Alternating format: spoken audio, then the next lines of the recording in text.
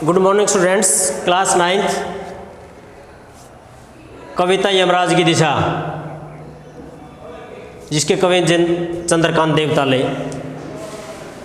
कविता का यह तीसरा पद्यांश है। माँ की समझाइश के बाद दक्षिण दिशा में पैर करके मैं कभी नहीं सोया, और इससे इतना फायदा जरूर हुआ, दक्षिण दिशा पहचानने में मुझे कभी मुश्किल का सामना नहीं करना पड़ा। मैं दक्षिण में दूर दूर तक गया और मुझे हमेशा माँ याद आई। दक्षिण को लांग लेना संभव नहीं था, होता छोर तक पहुंच पाना तो यमराज का घर देख लेता। प्रसंग प्रस्तुत पद्यांश हमारे पाठ्य पुस्तक हिंदी में संकलित यमराज की दिशा नामक कविता से लिया गया है, जिसके कवि है चंद्रकांत देवताले। कविता में कवि ने बताया कि माँ के समझाने के बाद वह कभी भी दक्षिण दिशा में पैर करके नहीं सोया, और इससे ये फायदा हुआ कि वह दक्षिण दिशा को पहचानने में सफल रहा। कवि कहता है कि माँ की समझाइश के बाद दक्षिण दिशा में मैं पैर करके, कि माँ की समझाने के बाद भी, कि माँ कहती थी कि बेटा दक्षिण दिशा में मत सो, वो यमराज की दिशा है, मृत्यु का देवता है, मृत्यु हर लेगा,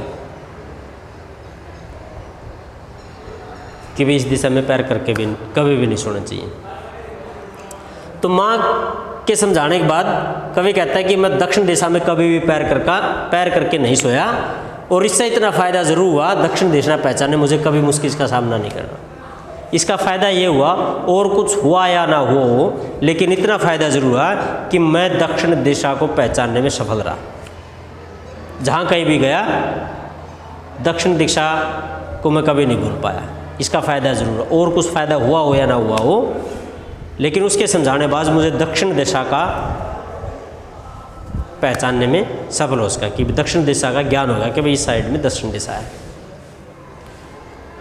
कि वो साइड पैर करके सोने से वो उसका फ़ायदा हुआ या ना हुआ, लेकिन दक्षिण दिशा की पहचान जरूर होगी। मैं दक्षिण में दूर दूर तक गया, हमेशा मुझे माँ याद आई। अब कभी में एक लगन पैदा होगी कि माँ जो कहती है कि दक्षिण दिशा में मत जाओ। अब इच्छा होगी कि भाई इस साइड में ऐसा क्या है, इस दिशा में ऐसा क्या है, तो वो दूर दूर तक गया, दक्षिण दिशा में चलता गया, लेकिन हमेशा माँ याद आई। जब भी दक्षिण दिशा में गया, हमेशा माँ याद आई। उसको माँ याद आएगी कि भाई इस दिशा में कभी पैर करके नहीं सोना चाहिए, तो उसी छोर पर चल दिया। वो दक्षिण को लाग लेना संभव नहीं था, लेकिन दक्षिण दिशा का अंत उसको मिला ही नहीं। दूर दूर तो गया, आखिरी छोर तक गया, लेकिन दिशा बढ़ती गई। होता छोर तक पहुँच पाना तो मैं यमराज का कर देता। अगर ऐसा संभव होता तो दक्षिण दिशा को अगर मैं लांग लेता तो यमराज का घर देख लेता। भाई कैसा यमराज, मृत्यु का देवता जो यमराज है, उसका घर देख लेता। तो अंत नहीं है दिशा का, बढ़ती गई, और मन में जो इच्छा थी कि वैसा इस दिशा में क्या है, लेकिन वो दिशा का छोर उसको लागना संभव नहीं था। अगर ऐसा संभव होता तो कवि कहता है कि मैं उसको ज़रूर देख लेता, यमराज जो मृत्यु का देवता, उसके घर को ज़रूर देख लेता कि वैसा क्या है इस दिशा में। तो इसमें यमराज की दिशा का वर्णन किया गया है, और माँ के समझाने के बाद है कि भाई माँ के समझाने का ये फ़ायदा जरूर है कि भाई दक्षिण दिशा में उसको पहचानने में कोई गलती नहीं है।